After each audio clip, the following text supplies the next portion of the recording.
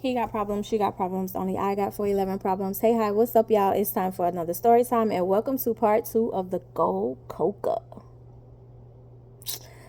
Y'all gonna hear the heater. Microphone is dead. I was supposed to charge it yesterday, but I forgot. Sorry. So I'm gonna lean in and talk loud. And hopefully, we've been doing without a microphone all this time, so we should be fine. We should be all right. I'm shooting y'all. Let's twist out, honey. Anyway, so we ended off Gold Coca with Ty telling me she set her ex-boyfriend clothes on fire. You sure about that? You sure about that? Yes, I'm definitely sure about that. That's it.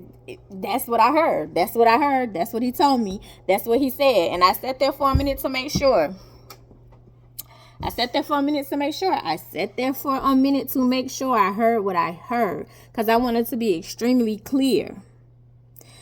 Because now I'm looking at you, and I'm not looking at you in a bad way, but I'm looking at you because it's like at this point, if this boy approached you, because I remember you telling me this man approached you, boy, because y'all are in high school.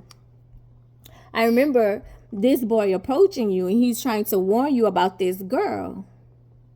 And you took it upon, or she convinced you that don't listen to him because he just want to get back with me. But, sweetie,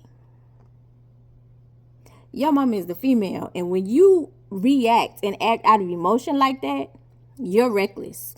I ain't even contemplating or thinking about what he had going on because that's not my business. What I'm looking at and what I'm concentrating on is you're falling for this girl who had no restraint, who didn't think twice about setting somebody's clothes on fire. So if she had no problem setting somebody's clothes on fire, what do you think she'll do to you when she get mad? So I'm trying to be the supportive parent, and I'm trying to listen. I'm trying to understand, because dealing with somebody who is battling depression, it's a very slippery slope. It's a very slippery slope. You want to listen. You want to be supportive. You don't want to set off triggers. It's a lot. So I'm listening. But in my head, I'm saying, you are in danger. And I don't know why. Well, I do know why. Because you have this heart where you feel like you can connect with these people who you feel like is going through the same thing, and the truth be told, like they just using you. And unfortunately, in this day and age, like you have to vet people, and sometimes even vetting them years later, because people change, they still treat you like crap. They still on you.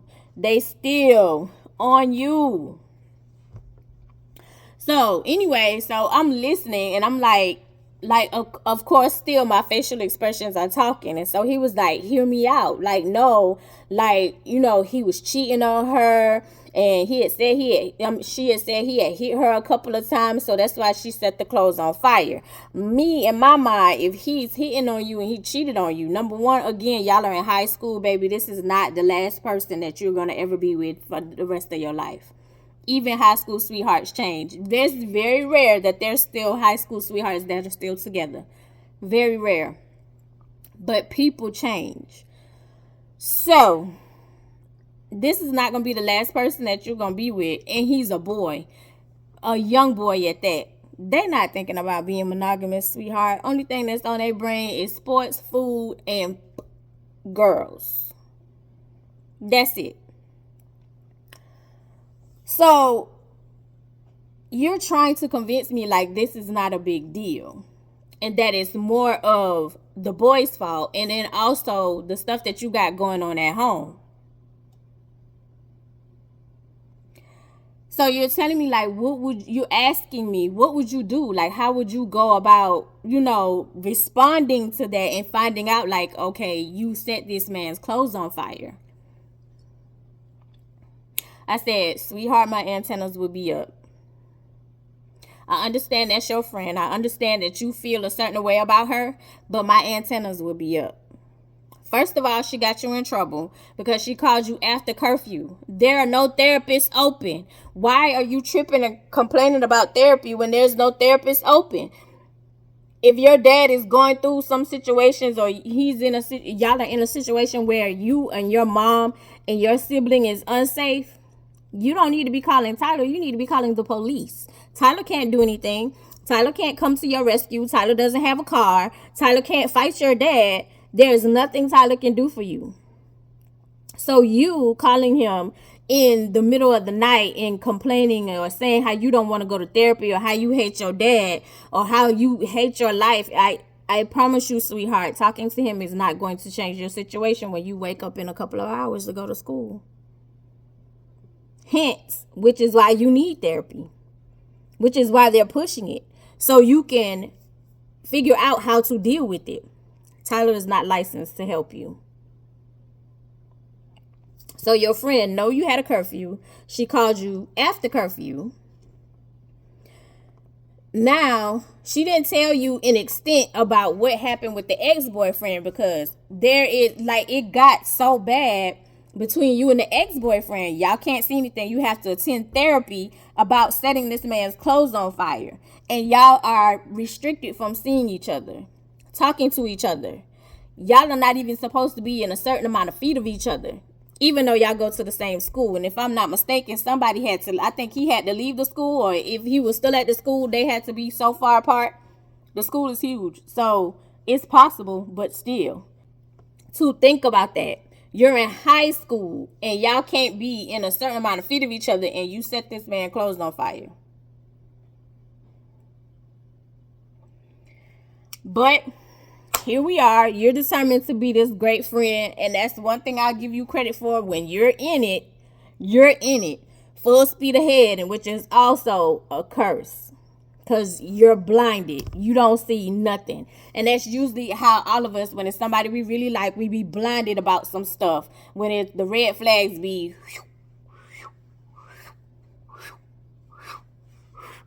all over the place.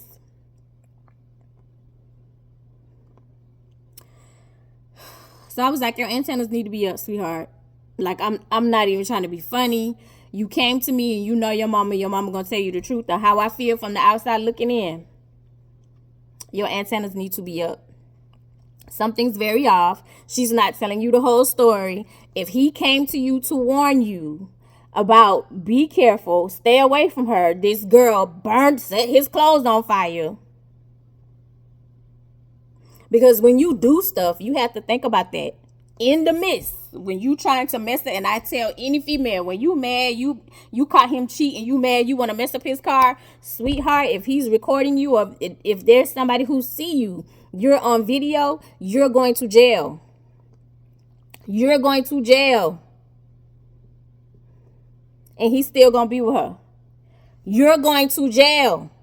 He's still going to be with her. And if you got homegirls boosting you up saying, girl, yeah, that's going to serve him right. No, ma'am. No, ma'am. Because what's going to happen is his insurance, with seeing you on there, his insurance is going to cover it. And then they have the possibility of pressing charges. You're not winning. You look stupid. The biggest, best thing you can do, the biggest flex you can make on him when you catch him cheating is leave him completely alone, sweetheart. That will be your biggest flex. But if you're going to forgive him, don't do nothing stupid that's going to affect you in the long run. Because once you get arrested and he put a warrant out on you, my love, that stay on your record. That don't stay on his. That'll affect you for the rest of your life. So if you're going to forgive him, if you're going back, keep it to yourself. Forgive him in private. Go on about your business. Anyway, so yeah, like for me on the outside looking in, it's like this is some toxic BS. This is toxic. And I don't understand why you feel like this girl is your friend, but at this moment, y'all are trauma bonding. She got some stuff going on, and you feel like your life is the worst thing ever that you lived, and you didn't ask to be here, all because you focused on what your sperm donor is not doing. And I keep reminding you, you're the prize. So he's missing out on you. The only life you're destroying is yours, but you don't want to listen to me. You think because they're feeding you and they've been feeding you for years, and finally the truth came out, and now it's let's fix it.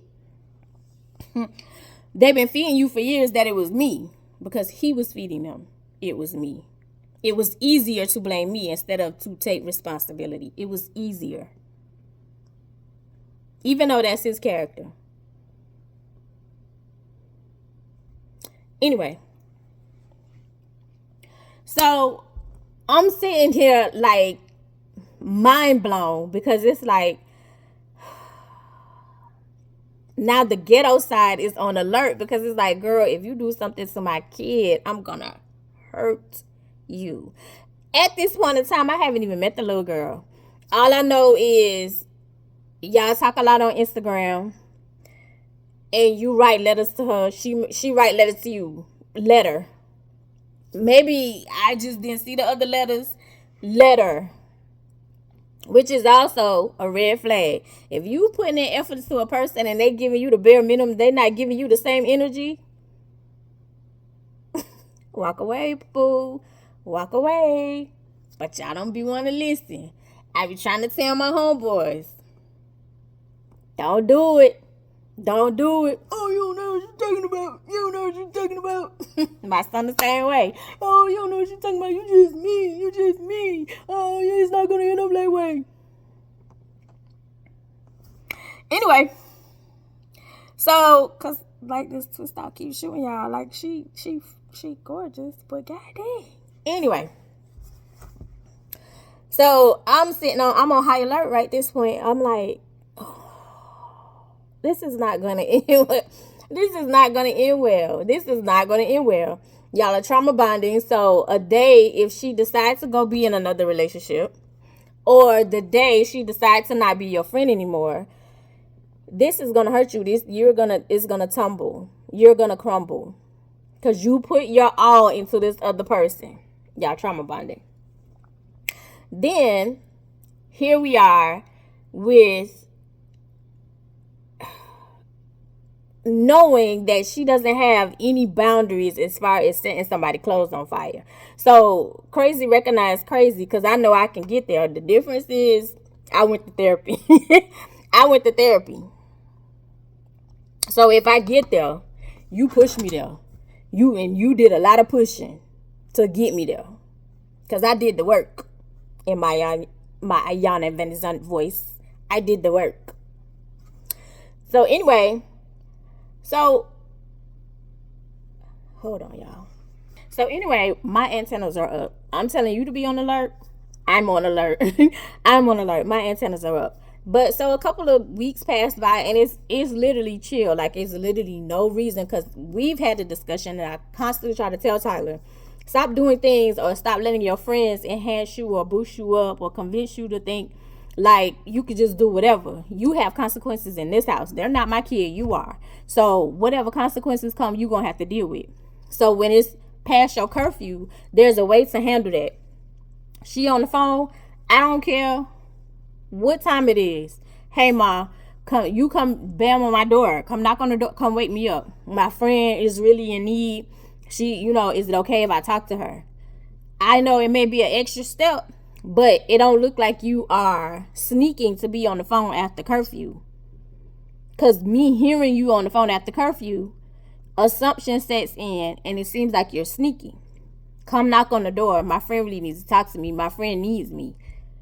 And then there's maybe a solution that I could give. Because truth be told, if she calling you 1 or 2 in the morning, ain't nothing you can do. And then she was talking about therapy. Ain't no therapist office open. Anyway, so we had talked about that and got an understanding. He was like, okay, yeah, I understand. From that perspective, we had talked about it.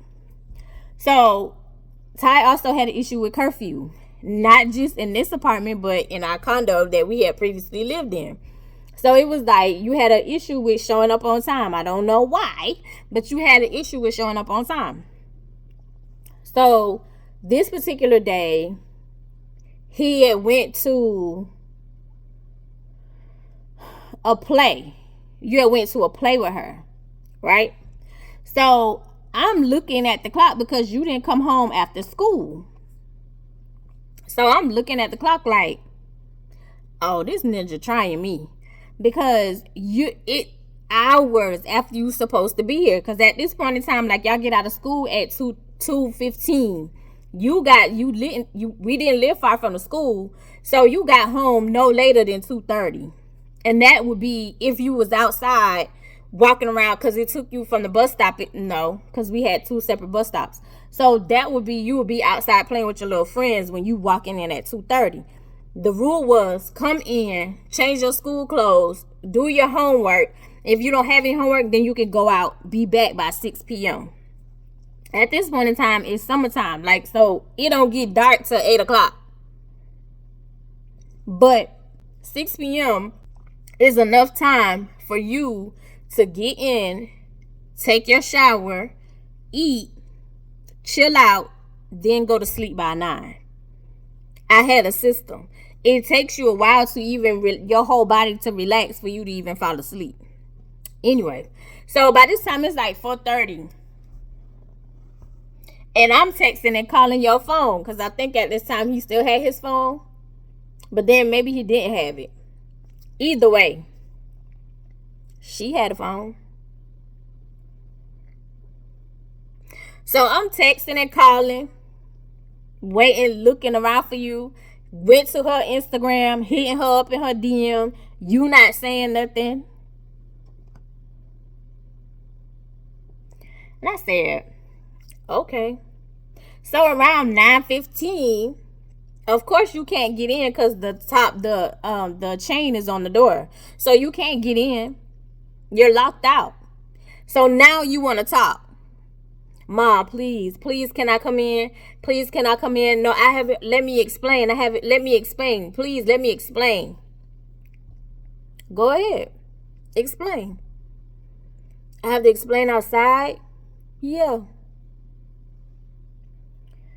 So he was like, no, Gold Coca, her brother was in a play, so she wanted me to go to the play with her, and it was like last minute. Her mom invited me to. So there was like, it didn't make sense for me to come home because her mom was a teacher. It didn't make sense for me to come home. And they was like, oh, you don't have to go home. We'll just take you home after the play. So you could just stay after school.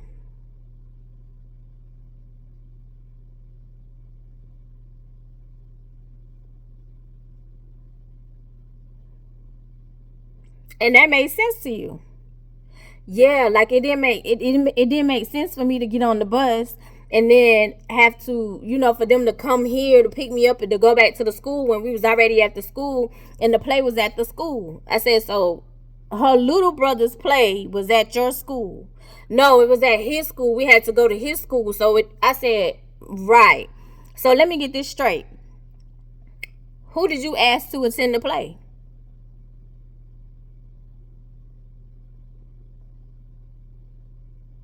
But I got invited and it was last minute. Who did you ask to attend the play?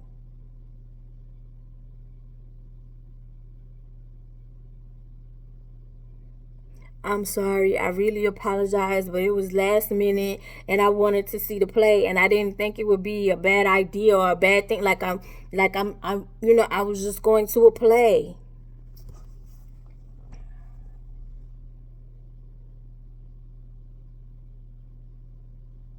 And he didn't have his phone because he said, and I don't have a phone to contact you, so that would be a way for you to maneuver, like, see, it's important for me to have my cell phone, even though you weren't doing what you were supposed to do to keep the cell phone, because the only thing you needed to do to keep the cell phone was to stay out of trouble and make good grades. You didn't even have to be an AB honor roll student. As long as you passed your classes, you could keep your cell phone. You weren't even showing up to class. You repeatedly, constantly skipped all of your classes.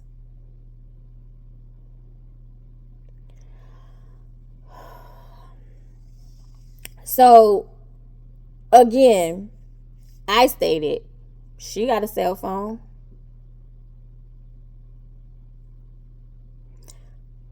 Her mama got a cell phone.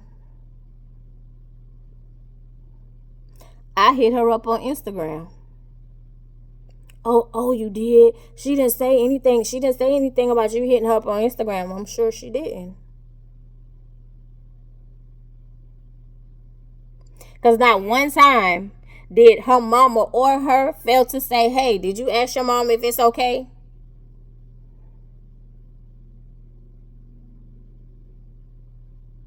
No, I really apologize. Please, can you just please let me in? I'll think about it.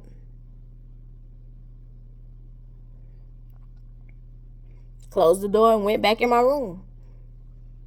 The hell? Like, make it make sense. So, I would say 30, 40 minutes later, I let him in. So, you want to talk as usual after you come out the shower. I don't want to hear it. I don't. You didn't have the energy or the audacity to text me, call me, email me, send up smoke signals. You didn't have none of that. I don't want to hear it. Just go to your room, child. Just go to your room. And this is when it starts. For me, it's like at this point in time, you don't give up about my feelings. You don't give up about me because you continually do this. This is a continual situation. This is a continual reaction. This is a continual action. This is how you operate. At this point in time, you don't give up about me. You don't care. So why am I caring? Right. Anyway, so this one particular day, like I would say 2 or 3 weeks later, the mom wants to email or she wants to talk because she wants to apologize because, we didn't think that it would be that big of a deal. But I'm so sorry. Basically started apologizing because we didn't think it was going to be that big of a deal. I said, oh, really? You didn't think it was going to be a big of a deal? I said, so if I came, because I'm not even thinking about the little girl. I'm looking at the little boy because he was a young one. So I said, so if I came to him and told him, hey, don't even tell your mama, you could just come with me. Oh, yeah. Because sometimes when people don't give up about your feelings and they don't care about you, you have to use people that they care about so they'll get it. So she was like, oh yeah, I'm so sorry. I understand. But I wanted to meet you anyway because all she talks about is her baby J. I said, who is baby J? Tyler.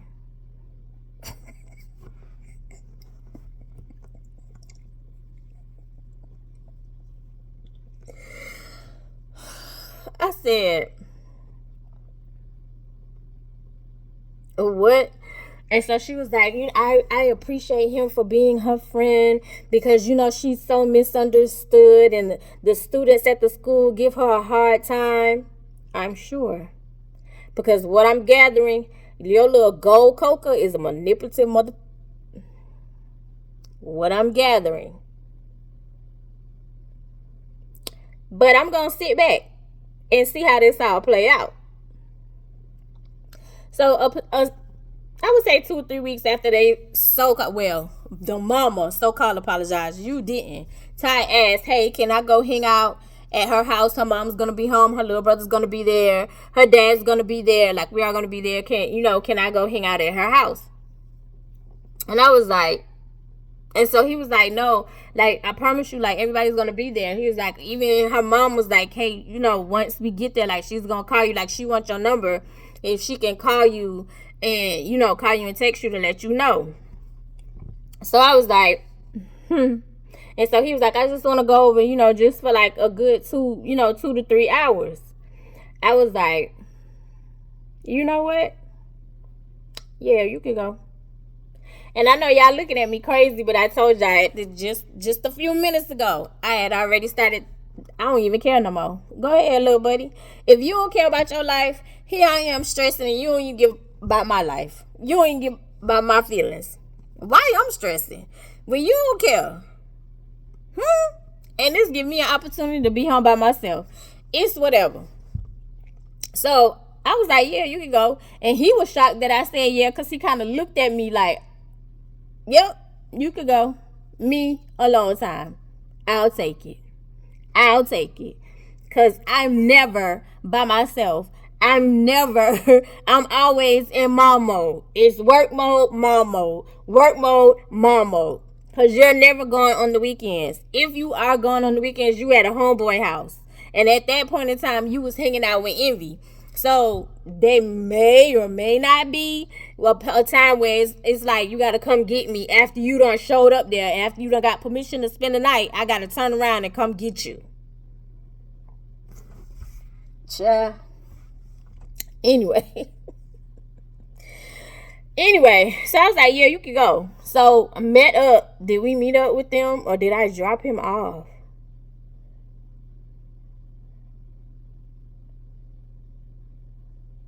Met up with them? Or did somebody else take him?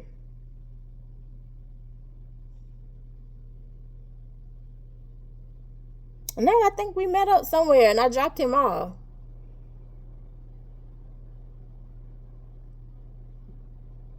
Or did somebody pay for an Uber?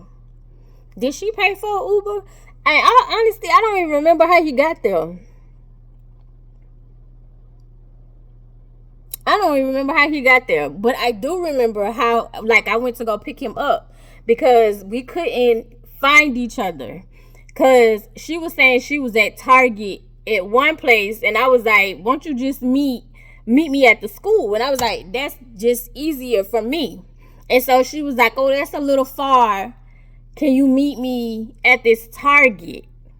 And the Target was farther for me. Because she kept saying, like, the Target is the middle ground for both of us. And I said, no, it's not. And because I was like, what Target are you at? And I literally had to go all the way around the world to find the Target. Because I was like, what Target are you at? And she kept giving me a different Target. And I was like, this is not the Target that's close to the school. You was on a whole totally different highway. Finally meet up with them. And the mom is in the minivan. Mom was literally about my height, but she was skinny. It wasn't nothing thick about her. She was skinny as all get out. The little boy jumped out of the van, and so she was like, oh, I finally get to meet you.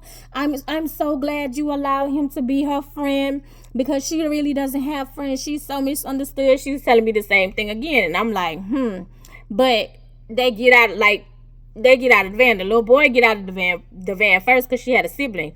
The little boy get out of the van first. And then Ty got out of the van. And then she gets out of the van. And then she had on like these little short shorts. And I was like, and so she was pulling her shorts down. And so she was like, thank you for spending time with me. I appreciate you, baby J. I appreciate you so much. And so she was like, can we go in Target right quick and walk around? No, I'm ready to go.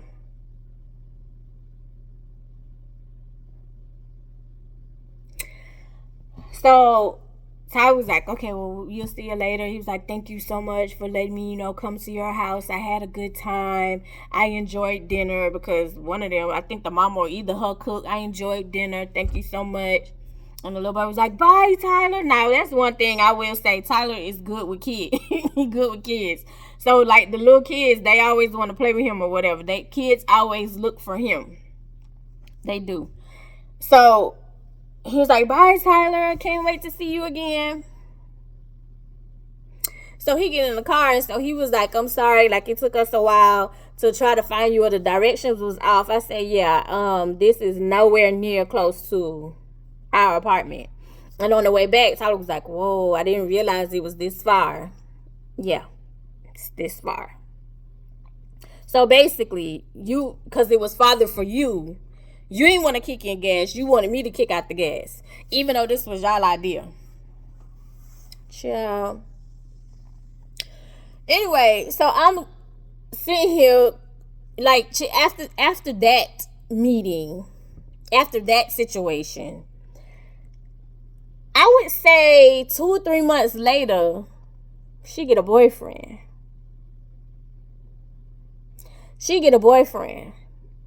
When she get a boyfriend, The boyfriend don't want you around, which is expected, because typical people don't realize and don't think male and female can really be friends without any kind of sexual situation going. I know a lot of men be like, no, he is men, all they do is try to hit. No. If there's dudes, any of my friends, if they liked me, they didn't let me know. And if they let me know, they let me know years later, and they would come with a disclaimer. Don't stop talking to me. Don't stop being my friend, because I'm sure not interested. None of my homeboys have tried me like that.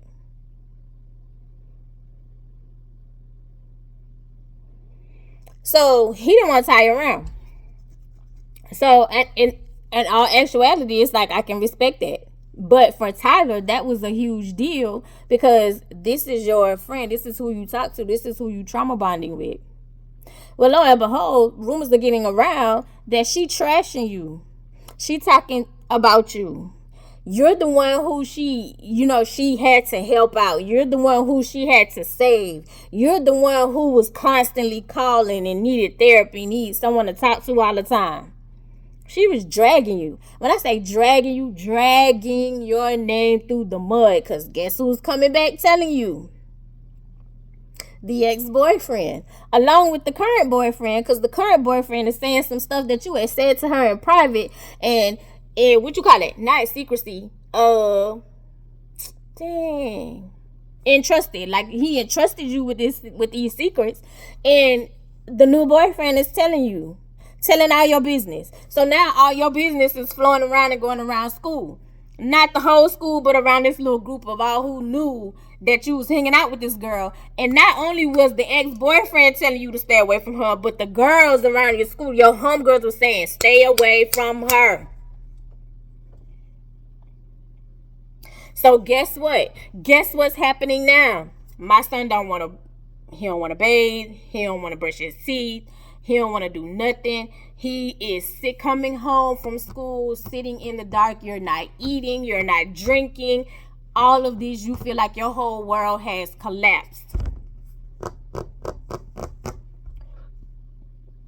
Because she's telling all of your secrets, the stuff that you had trusted her with, the stuff that you're supposed to tell your therapist, she's telling her boyfriend. So now here we are. And now, guess who got to pick up the pieces? Guess who got to nurse you back to health? Guess who got to deal with me walking in your room saying, Tyler, you okay? And I know you're not okay because you're sitting in the dark all day. From the time you get home from school, you lay in your bed, you going to sleep, you not eating, you not drinking. And I'm saying, Tyler, talk to me. Tell me what's going on. And you, leave me alone. Leave me alone. I hate you.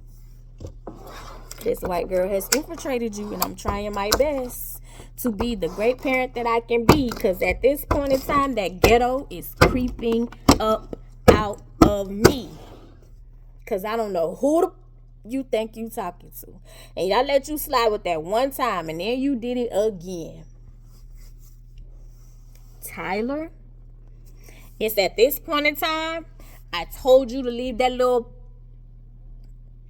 trick alone, but you decided you wanted to be friends with her. So since you wanted to be friends with her, and I told you to have your antennas up. Once she burned her boy clothes, and that dude came and told you and warned you to stay away from her, you took that as they was hating on you. I told you she wasn't your friend, but what's not about to happen, you're not about to be in my You're not about to be in here telling me you hate me and you talking to me because you done been around with that girl. I don't even know if y'all had sex or not, and I don't even care. But this I hate you stuff and the stuff that she do to her mom and her daddy, that ain't gonna fly over here.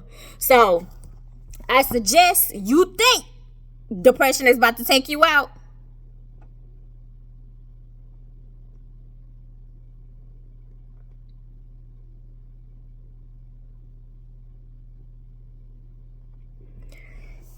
After I walked away, I gave it an hour. It was, Mom, sorry. Mom, sorry. Same old, same old. So anyway, I was like, whenever you're ready to talk about this and the mistakes that you, and the red flags that you did not see, we can talk about it. And I know y'all looking at me crazy like, girl, he done did all that. Again, I know what it is. Because literally, the way you were saying IH, the stuff y'all see on TV, I already knew where the spirit was coming from, honey. So I'm trying to give you a little grace. But I'm going to talk to the demon, and demon, baby, we going to fight. You better get your together. So Tyler, he came and he was like, yeah, okay, I'm ready to talk about it. So we talked about it and discussed it and all this other stuff. And I was like, baby, she was playing you from the jump. She was using you to make that little ex-boy jealous. And that didn't fly because the ex-boy was over her after you set his clothes on fire. After you set his clothes on fire, he came to warn you. Of course, I should have listened.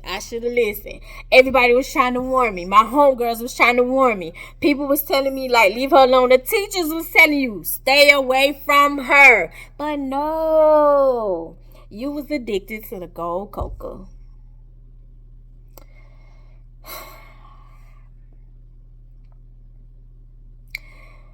That is the end of the story. Because, baby, I was so glad when he stopped being that girlfriend. Because, oh, my God. So, I'm going to search some pictures, if I find them, of how Tyler was walking around. Like, be careful of the people you hang around. Be careful. Birds of a feather flock together. That's so true. Whether you doing the same thing that they're doing, something, some way, somehow is going to rub off on you. I love you the most because you're definitely the dopest in your life, and I'll see you in the next one. Depression is real. I'm going to put in the Depressed Suicide Hotline, Unaliving Hotline, YouTube. But I'm going to put that up, and I'm also going to show pictures of my baby and my son. I also show pictures of my son and him fighting depression. Depression is real. And a lot of times, your family don't get that fight, the parent trying to help, trying to maneuver, that is dangerous. And kids will use stuff against other kids. See y'all in the next one. Bye.